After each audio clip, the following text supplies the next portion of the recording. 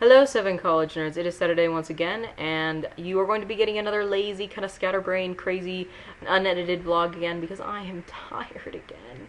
And we do not have a topic this week, so I will probably just be rambling and slash complaining about studios some more because that is the only important thing that's going on in my life right now. And two, I'm sure you guys are not sick of it yet. And obvious sarcasm. There's a train whistle in the background. See? Scatterbrained. Yeah. But, so my latest assignment, which is due in a week's time. 1 week. Actually, not even a week. Friday. It is due next Friday, and I have to have a bunch of drawings done and a scale model of the Maison Citron by Le Corbusier. Yeah, I don't even get to design my own house. I have to build somebody else's design. Which is actually very common in studio. You do that type of thing a lot. But it's just kind of like, oh, I don't want to do it. Don't want to do it. But what's kind of, I guess I don't really want to talk about my project itself because if I talk about the project itself, I can only think about how much further I have to go along. So I'll just tell you about my architect person that I'm studying, and that's Le Corbusier. Because when we do things like that, where we build models and do drawings of a house that's already been built, we are usually doing them because they're an important structure for some reason, and also it tends to be because the architect who built them was very famous. So obviously Le Corbusier, if you know anything about architecture, is very, very famous in the 20th century. But studying, so we have to study the architects as well, not just the buildings. Le Corbusier, I do not remember all of the details about him, but he was crazy. And actually, I don't particularly like his designs, but I definitely understand why he is famous in the architecture world.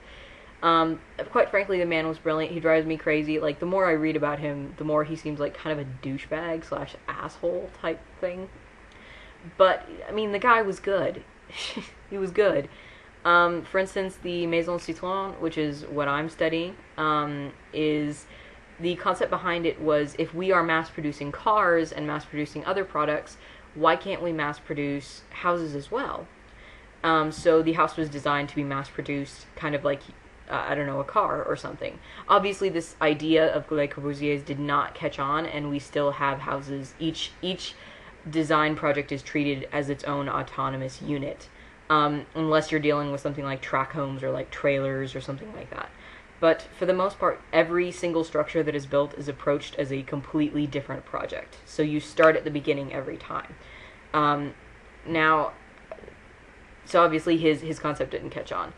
But now Corbusier himself, he was kind of nuts, like completely crazy. There's a lot of like kind of, you know, design and architecture jokes that kind of go on with Corbusier. Particularly one that I've seen quite a bit is, you know how in Nerd Criteria we have like the Pizza John shirt that's like a t-shirt with a kind of a humorous thing that's somewhat obscure to somebody who is outside of the that community? In architecture we have that too, and one that I've actually seen quite a bit is, what would Corb do, or what would Corbusier say?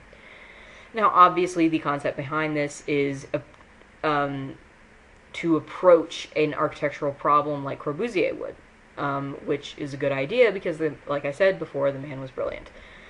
But I can actually tell you what Corbusier would do, what Corb would do. Corb would sympathize with the Nazis, and these are all things that actually like happened. Sympathize with the Nazis, piss his clients off, throw tantrums, and here's, I think this is just the best one, completely disobey what your doctor says and get yourself killed. Like, that's how the man died.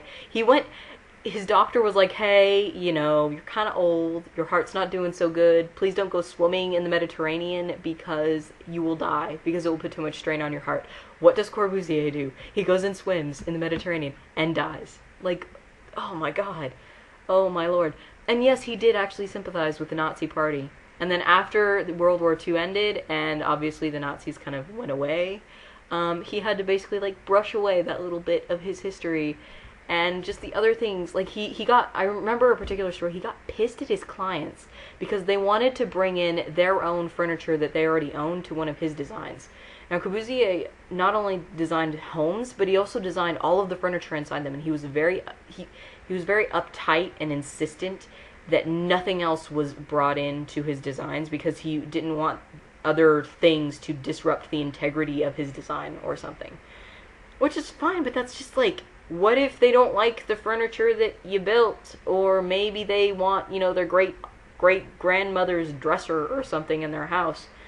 So, yeah, no, Corbusier was kind of a douchebag, but he was brilliant. And I could probably rant about him more, but I don't really want to. Busy, we hope to see you tomorrow. DFTBA!